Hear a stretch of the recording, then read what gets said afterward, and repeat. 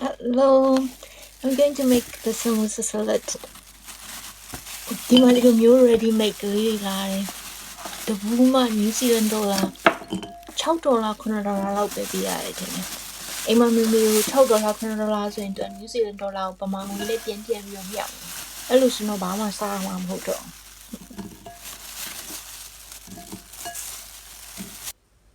သူက frozen လုပ်ထားတာဆိုတော့မကြော်ခင်မှာ microwave ထဲကိုစက္ကန့်30ဒါမှမဟုတ်10မိနစ်လောက်အရင်ထည့်ထားလိုက်တယ်။ကြော်ရတာလွယ်အောင်လို့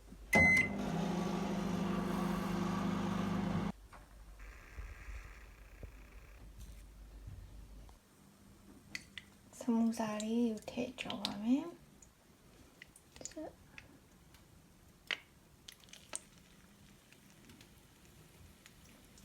စီရအောင်ချက်သေး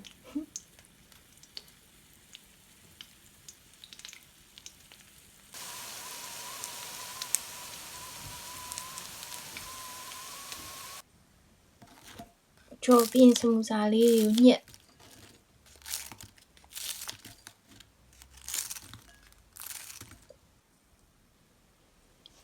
ဆမူစာတုတ်ကရိုးရိုးပဲရည်နဲ့မှုပဲနဲ့ချင်းကန်ဆက်တုတ်စားမှာဆိုကော်ပီတုတ်ကလေးထည့်ပြီးတော့ရှိရခရမ်းကျင်သီးလေးထည့်ကြက်သွန်နီကတော့အစိမ်းစားရတာမကြိုက်လို့မထည့်ဘူးမြုပ်သီးလေးထည့်ပြီးတော့ပူစီနံပင်လေးစိုက်ထားပြမယ်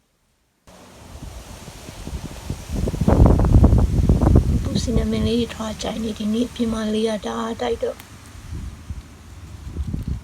ရာသီဥတုတာရပါတယ်နေတာတယ်နည်းနည်းဆိုရတပွဲစားပဲဆိုပြင်ကြည့်လိုက်အရင်လာအပေါ်ကနေကြည့်လို့ရှိရင်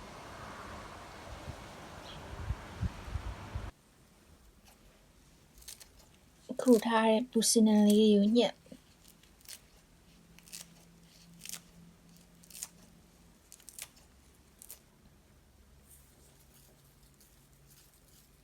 စားလေးနည်းနည်းထည့်ပြီးရင်မဆလာလေးထည့်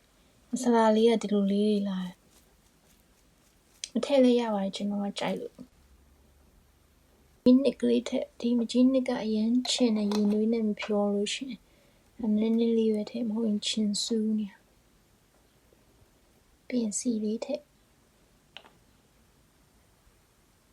စီလေးထည့်ပြီးနည်းနည်းရပါပြီ